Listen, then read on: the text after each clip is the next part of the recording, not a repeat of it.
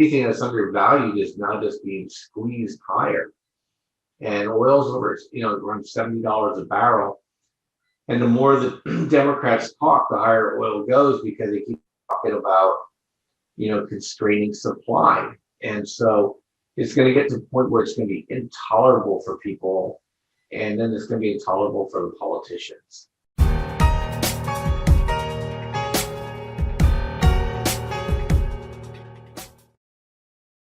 Good afternoon, everyone. As always, we're back for another month of exciting analysis on what's happened the previous month and how we see that transiting into the next 30, 60, 90 days, and giving you a little bit better forecast out what we're seeing. Bob and myself, David DuByne right here from Adapt 2030, Bob Kudla, TradeGeniusAcademy.com or TradeLikeAGenius.com. Remember how the Fed was always saying it's transitory inflation, transitory, meaning it's just going to be here for a little bit of time until we get that 2% base rate. Well, it seems like it's a permanent fixture now, and it's going to be moving from transitory into concrete permanent. And as we see COVID restrictions lifting, that might be an explanation for all the runaway inflation. Like, look, there's all this money flowing back into the economy. Prices are up. The demand, so many places went out of business, so they have to explain away inflation in certain terms. But then look at crypto. The crush of 50% loss across the board for almost everything, some 60, starting to hit the bottom, ramp right back up. Same time frame as this. It's pretty interesting. U.S. lifted COVID restrictions on approximately 20 nations globally this afternoon. I was just reading that here before we got on. So how's this all going to mix into the excuses given for the never-ending runaway inflation? So many articles are talking Reagan-Volcker time or Jimmy Carter time for at least this type of inflation at the bare minimum, moving into, just like Bob and I talked about for a year, food prices doubling, tripling, people asking for more help from the government just to eat. So Bob, appreciate you joining me this month here. I can't believe the year has raced along already to the middle of the year. It's been so quick. What do you envision for the next half of the year? I think it's more the same. So, the food prices we're getting another lift in the grains again. One thing people have now forgotten is that, our grain markets and the food markets are now global, and they're becoming fungible. And the Americans we're exporting more grains than probably we ever had. The Chinese are buying anything they get their hands on. They're in a world of hurt. The Chinese started, and now we have with the global solar minimum, we're starting to see those squeezes on the latitudes of the grain belt. So, in the northern tier of the United States, they're late getting crop in the ground, and now we're getting drought, and now they're getting warmth. So there's not enough water in the soil, and we're going to get heat wave on top of it. It's probably going to kill the young plants as they're coming out unless they can irrigate. And then you have Australia going into a deep freeze, and you have major droughts in Argentina and Brazil, and we're out of supply. So that's all over. So you're going to see all that moving up, and then it's starting to move right into the feedstocks that go into the meat. And so beef is the canary in the coal mine. It's up 100% in 24 months. I mean, Costco is kind of my measure of inflation, not the Federal Reserve. And so I could buy choice ribeye steaks for $8.95 a pound 2 years ago, 2019, 2021. They're selling for now $16.95 a pound for choice. And I think the pork, the rib side, $3.99 a pound now. Unless you catch an occasional sale, they're $5.99 a pound for ribs. And chicken's up less, but chicken's up as well. But they're starting to get spot shortages of some of the specialty items because they're just being shipped offshore. And all those things are compounded by the fact that we've now had oil has gone up 100% in 1 year. And, production is down.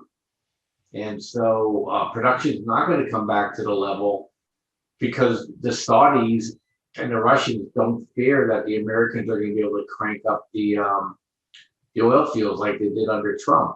And so they're going to hold off the market, and they're going to create spot shortages, which Now we have energy going up and we have food going up. That's core. They can't hide core. They can only explain core away for a month or two. But now they're in a situation where I think we're unchained inflation at 12%. And so, that is absolutely insane. And a couple of things are going to happen is the number one thing that's going to happen is that people have to substitute down or start going without. And you can't go without food and you can't go without energy. So you start going without the non-essential services first and the non-essential products second. Because people forget the third component that's out there is rent. Rent is through the roof. So we have four things now that are double digit and they're going to maintain double digit. You have food, you have energy, you have shelter, and you have healthcare.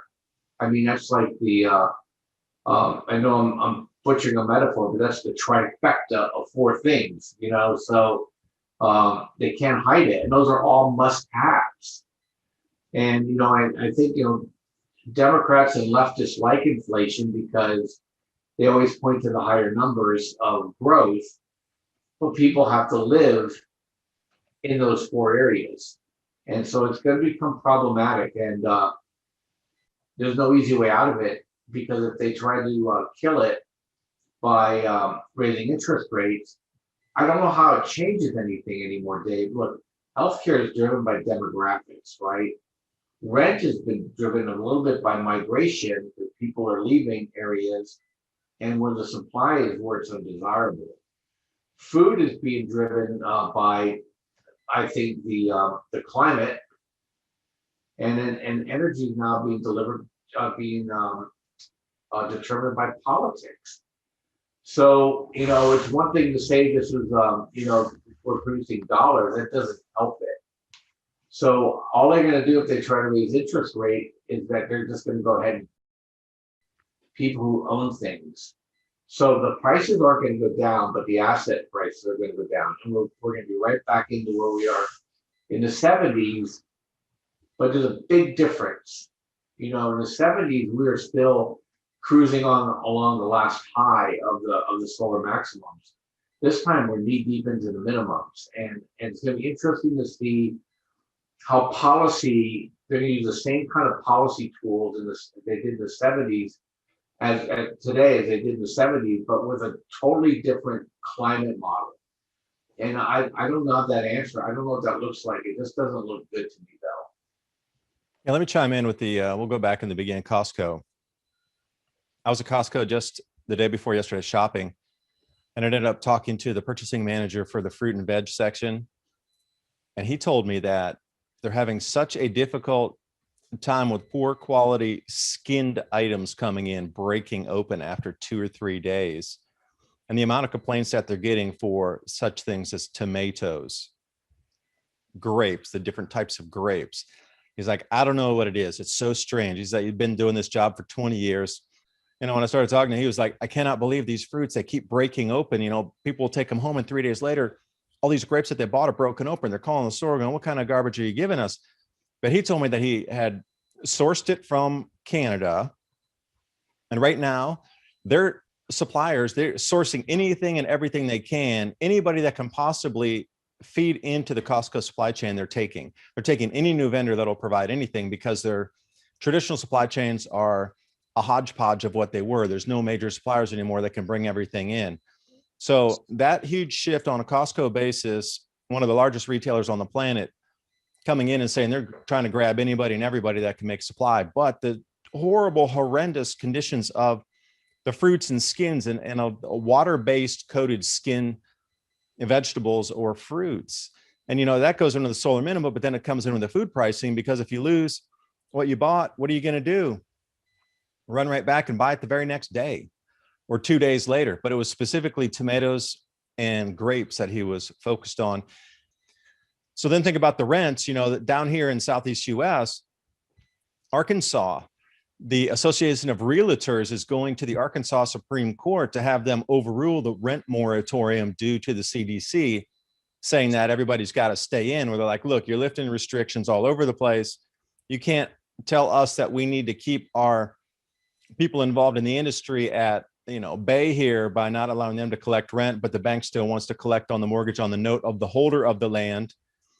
2 states here already in the Southeast US going straight to the Supreme Courts to have that overturned on a state by state basis.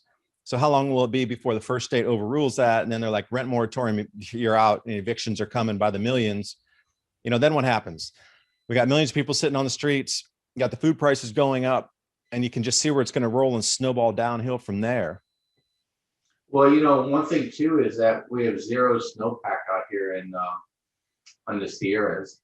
So the Central Valley, probably not so much this year, but next year probably going to be a dust bowl. And so unless we get a surprise El Nino, which sometimes they show up out of the blue, next year is going to be horrific, because that's where everything in this country is grown from a vegetable standpoint.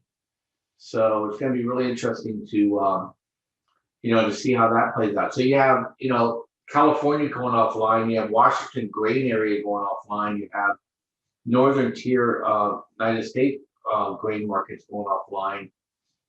So that's the United States. I'm sure Canada is probably in the same boat. And so I just expect that, we're going to have double-digit inflation next year, and income's not keeping up. Remember, all this money, which is really fascinating, though, that this money is not being spent. People getting the stimulus money are actually saving it. There's a saying in the book of Revelations about, in the end days is like, you're going to work all day for basically for the price of barley, which is like the lowest food quality, from a nutrition standpoint you can have, but don't touch the oils and the wines, meaning that the wealthy are going to be unaffected. I think we're getting that bifurcation where, hey, $16.95 for ribeye is inconvenience for me, but the person on the street can't afford to even buy a hamburger. So, and the same with the rents. We have the price of homes going through the roof here, and people can't afford to rent. And so it's just really weird to me, and I can't make any sense of as to the why and the wherefore, where this money is coming from, and I'm told that there's a lot of money coming in offshore.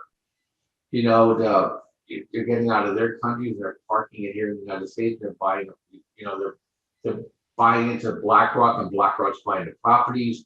Trophy properties out here are just going like crazy, because we're like 1/10 the price of a trophy house in another country. So we're getting this weird anomaly. It's almost like you were born and raised at a minimum wage job in Maui in the 60s, right? By the time it's Maui in the 90s, is that you can't even afford the home you live in because the speculation took the prices up 10x. That's what's happening out here in California. People, they have to leave, and they're cashing out. But you talk about Southeast Tennessee, we have friends leaving California. They're going out looking at Brentwood area, which is a nice area of Tennessee. And the pricing there is not that much different than the pricing in California. It's just that you get a bigger house on more land, but you don't get to monetize your equity, to take cash out for the move. And it's the same in Idaho. Idaho pricing you get for $300,000 2 years ago, those homes are going for $700,000. A lot of people live in California at $700,000. So you're swapping homes. You're getting a bigger home on more land, but you're not. All you do is running away to somewhere else, but you're not getting anywhere. All this stuff is going to come crashing on everybody's head here soon. So let me pick your brain here for a second. You talked about paying off. Well, you talk about paying off your home in 6 months. You want it to have it all paid down so that there's no note on the bank. Do you feel that if you're holding a mortgage as we move through these changes, that somehow the banks could put you into a corner because you owe on the home, and then somehow, I wouldn't say confiscate it, but they can't call that in on the note and make you pay the rent? I'm not sure. No, the loans are all non-recourse, so they can't. That's what happened in the Great Depression, by the way. That's why the Great Depression was great, is because the banks were being called on their loans, so they went ahead and called all the loans of all the people with mortgages, and those loans were callable. So these loans are not. In fact, my interest rate went down again.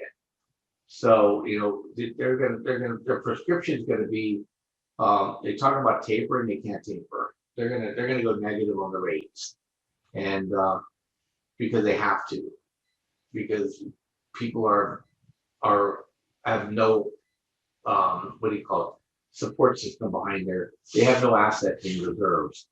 And so they're gonna have to drive everything down to keep the ball rolling because people can't afford 10, 12, 20% interest rates on their credit cards. So there's gonna be a massive subsidy by the Federal Reserve to be able to keep this Ponzi going. Yeah, because down here in Tennessee, speaking of the land prices, yeah, that boat has sailed about a year ago, right at the end of 2019 and up to maybe March 2020 was the very last time you could have gotten quote unquote affordable land down here with the house. Because if you would have done the same thing you're talking about in 2019, before the COVID even, you could have sold out in California, come here, paid cash, and had, like you say, several $100,000 cash left over to then build out whatever you wanted to. There wasn't a stretch on the supply chain. You could have got your barns built, fenced everything off, done whatever you wanted to out on a farming basis. But now, yeah, I can't believe the prices out here. Everybody who was out living for 20, 25, 30 years out in the countryside is now trying to sell because they realize it's kind of the apex that they'll ever see in their lifetimes. And they're getting absurd prices for it. And I'll stay a realtor, a friend of our neighbor here, homes were going for 160,000 over the ask if it was land with a home on it, because right now it's too difficult to even get builders. And there's like a 3-year wait out here you can get all the land you want. But to get a structure built on it, even a pole barn, for me, trying to get a pole barn, we're trying to get the Amish out here to do it off the book because there's just companies that are so far backed up. And even we're moving to steel versus wood because the steel's cheaper than the wood now. So when you're looking at all these things for framing and then even trying to get parts, pieces, and bits for a house to get built, it's going to be impossible, nearly impossible, and 3 years out. So people are preferring to pay the premium to get to a structure already built on the property. And when I say premium, I'm telling you $160K over ask. And, there's like bidding wars. If you get a place that's nice, flat land, some pasture on it, a little hillside, nice place. Yeah, there'll be people bidding and 20 people bidding in. And that's how these ask price gets so high over. And the realtor, our friend, it's like nothing's going for ask. You won't find anything for ask ever. Everything's way over ask, And this is kind of where we're moving into this. Does it play into the inflation again? Because people are now paying far more than any ask price. So you could do the most absurd price on your land. And somebody's going to come in and bid on it and say, yeah, I'll take it. It doesn't matter what you're asking for the land out in the countryside. Now you could ask anything and people are still going to bid on it just because they can get out to the countryside. As long as there's a structure on it, like raw land, it still has this thing going on. And even, with mobile home things like Clayton Homes and, container house specialists that are building container houses and, the new like prefab homes and that sort, they're backed up so far too. I know a guy who works up at Clayton and they're like, man, we're like a year and a half, almost 2 years out for delivery. And that's on something that's a structural prefab home where they come in 4 or 5 pieces and snap it together out on your land. So wherever you get, if you don't have a structure on it, you're not moving out to it. I mean, you could live in a tent, but not in the summer in Tennessee, not with all the insects and stuff. You need some air moving. That'd be really tough. I mean, yeah, if you missed that boat on getting affordable land out somewhere, I'm sorry. I hate to be the bearer of bad news, but it's just going to get more expensive and more pricey and crazier from this point forward, at least for the next 2 years, from according to the realtors we're talking to around here, and especially my neighbor who's a realtor. Interest rates bump up or this moratorium's end, then the party's over. Yeah. And I think the Biden administration, they're kind of stuck because politically, they can't do it until the election because they'll pull a Hoover. You know what I'm saying? That's how tightly wound everything is on the stock side. We've been making all our money on energy names the last couple of weeks. I mean, uranium and energy names and energy ETFs. It's just like it's shooting fish in a barrel. Even now, the alt energy names are starting to pop. We just had an 8% move in SunPower today. We had fuel cell. It blew up on us just yesterday. We had GBR that it blew up for us. We had XLE. The ETF went up almost 10%. So it's just like we're just hitting one after the other, and anything that's undervalued is now just being squeezed higher. And oil's over, around $70 a barrel. And the more the Democrats talk, the higher oil goes because they keep talking about, constraining supply. And so it's going to get to the point where it's going to be intolerable for people.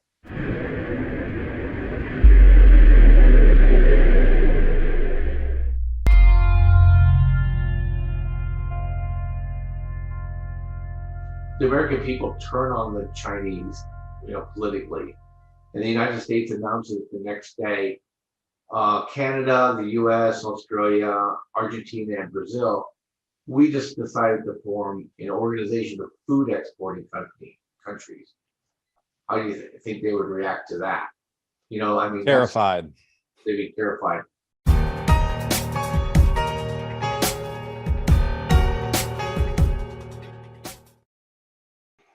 Good afternoon, everyone. As always, we're back for another month of exciting analysis on what's happened the previous month and how we see that transiting into the next 30, 60, 90 days and giving you a little bit better forecast out what we're seeing. Bob and myself, David DuByne right here from Adapt 2030, Bob Kudla, tradelikeagenius.com.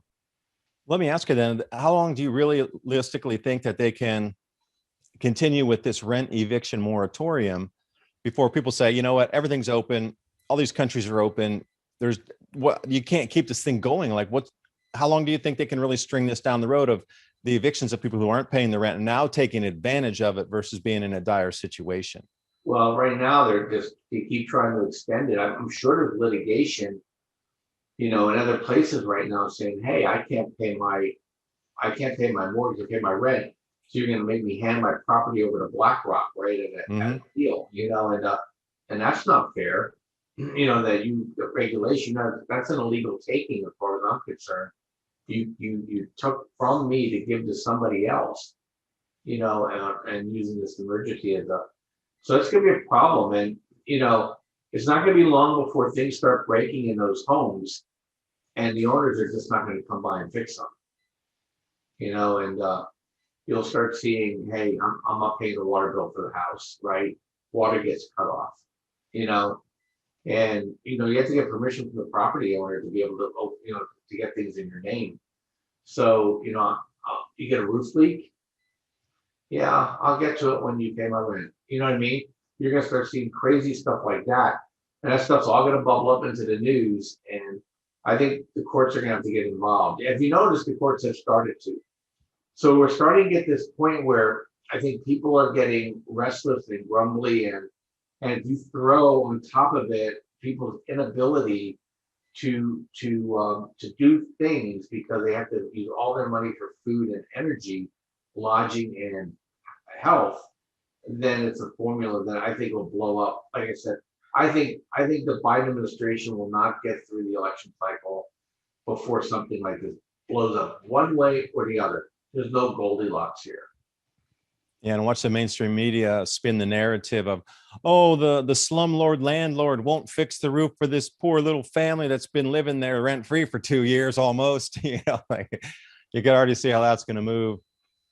But places like Knoxville, recently they put out a new top 10 list of the best cities to move to in the United States.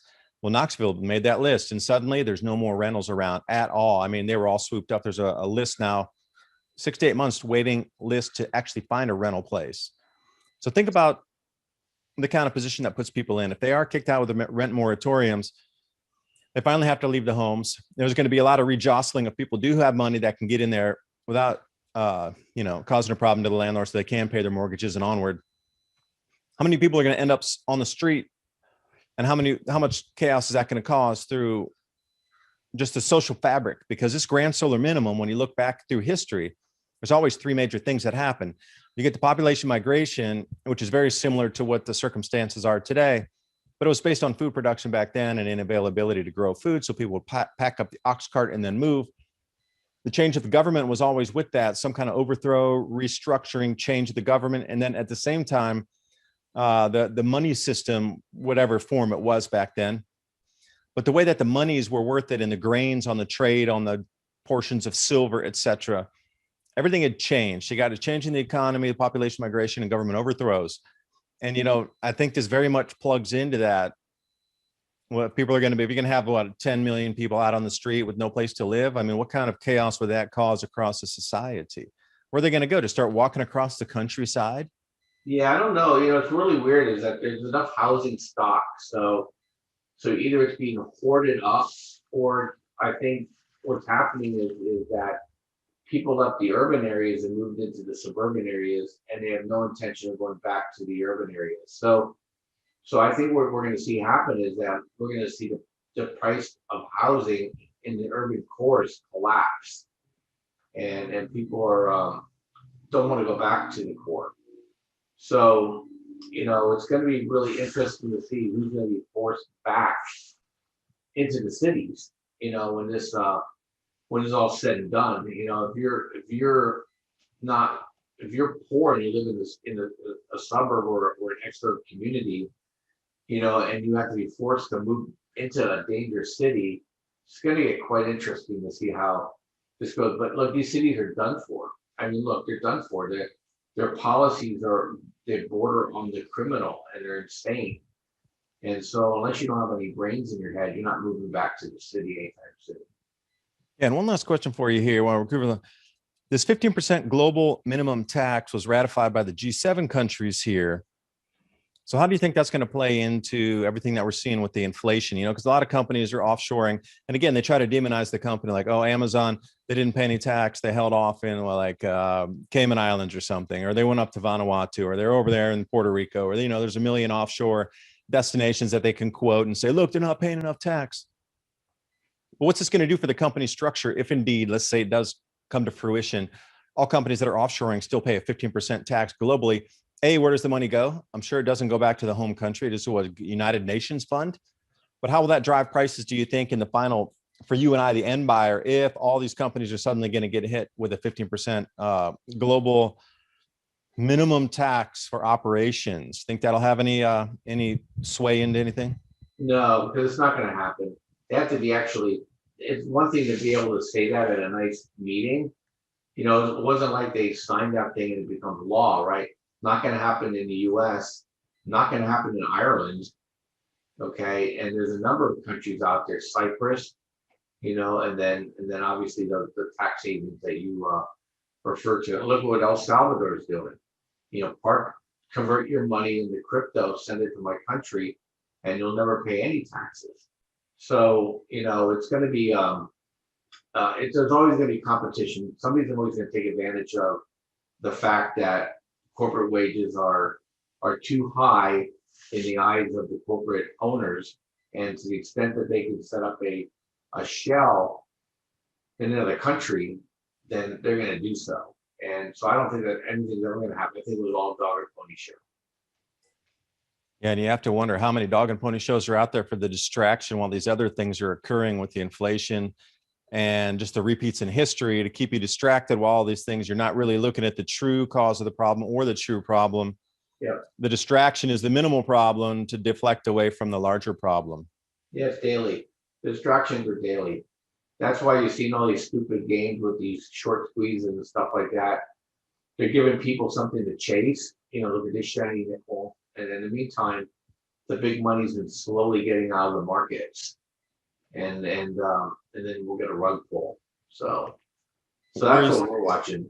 Where are you seeing the money going, and what kind of volumes are you talking about of outflows and drains? Not just billions been coming out for the last 6 to 8 weeks. So it goes to cash.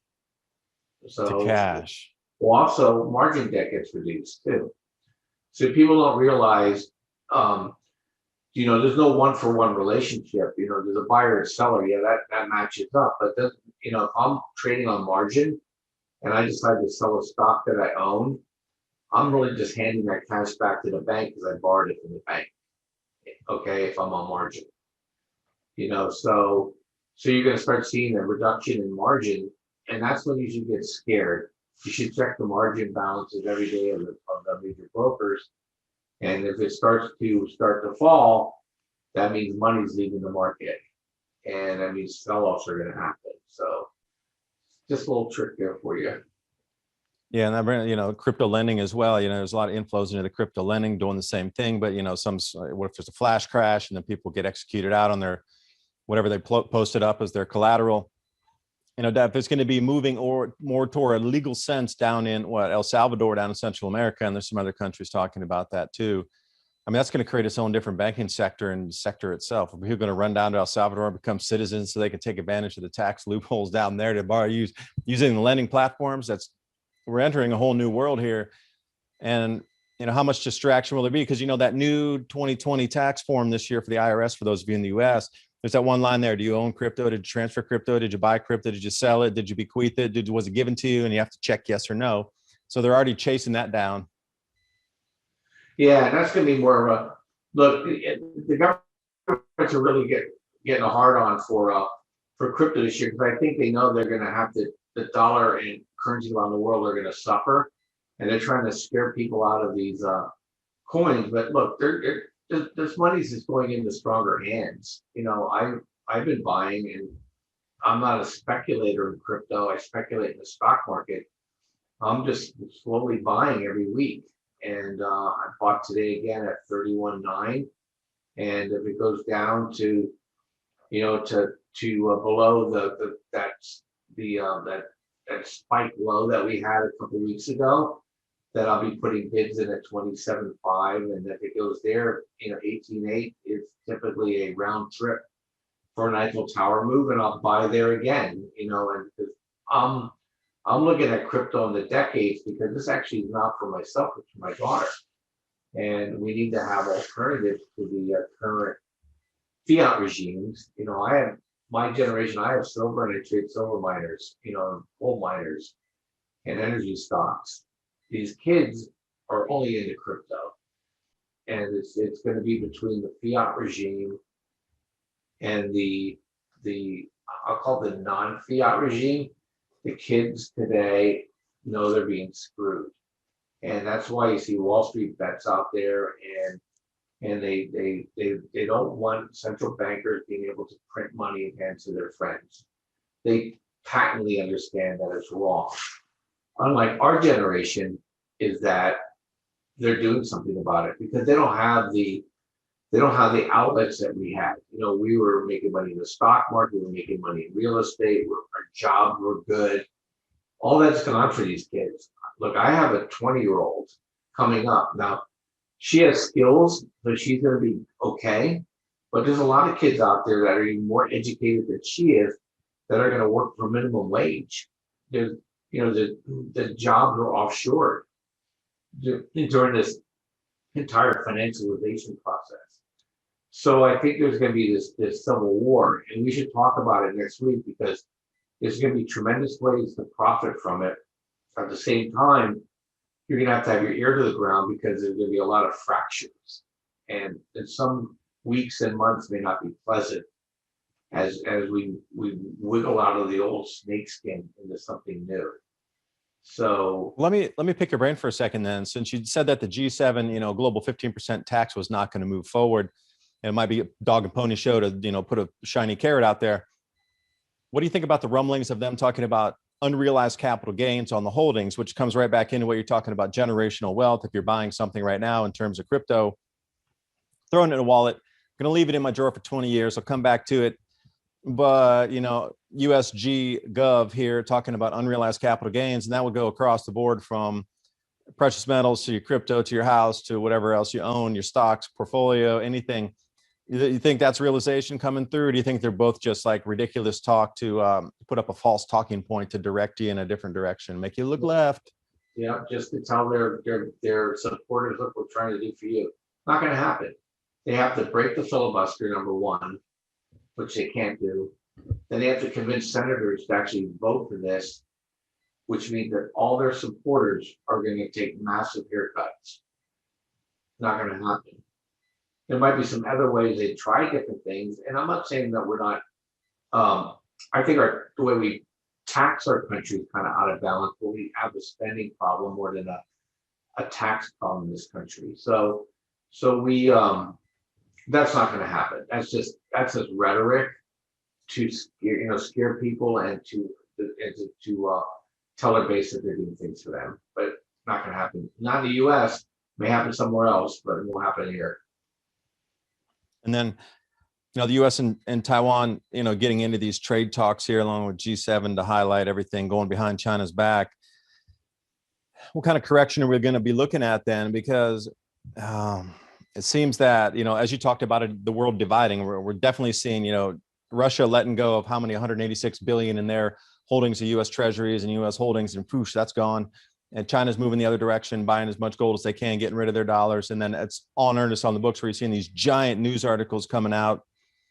So how far are we away from some sort of conflict? Because you mentioned that the last time we talked that you thought something was going to get hot over there. And sure enough, right on cue, this is what was that on? Yeah, the 7th, the U.S. and Taiwan launched trade talks along with parts of the G7 as China, scolds and does its backflips that you can't talk to them directly. But this is exactly what that same kind of highway and conduit we were talking about last time. Is something going to get hot over there? What do you think? It's not a cold war and it's not a hot war, but it's a secret war going on right now.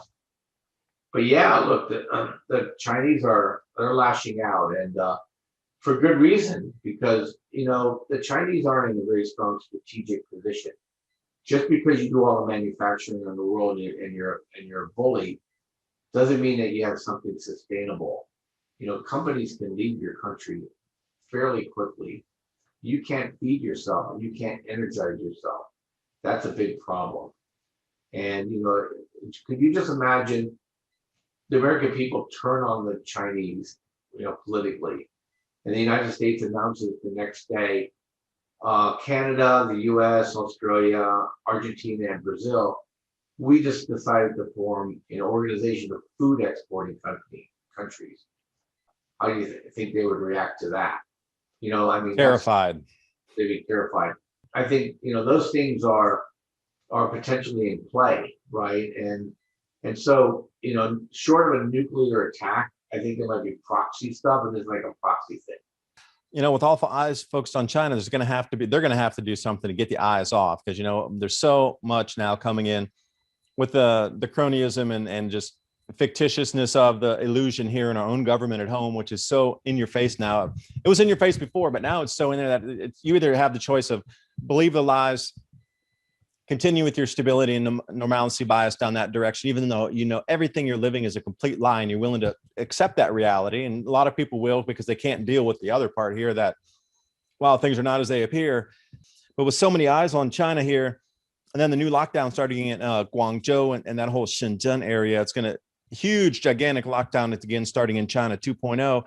And at the same time, the COVID outbreaks have closed the Taiwanese chip maker factories over there. So anything that was coming chip wise, with all these cars that are sitting idle that can't get finished up, and all these appliances and all these other amazing gamut and array of electronic products that can't be finished and shipped because of one little tiny part. Well, now that one bastion of hope of Taiwan being able to supply the chips to get some of the manufacturing up and running again just went down hard. They're not coming back for weeks, if not months. They're locked the place down. China's locking down again 2.0.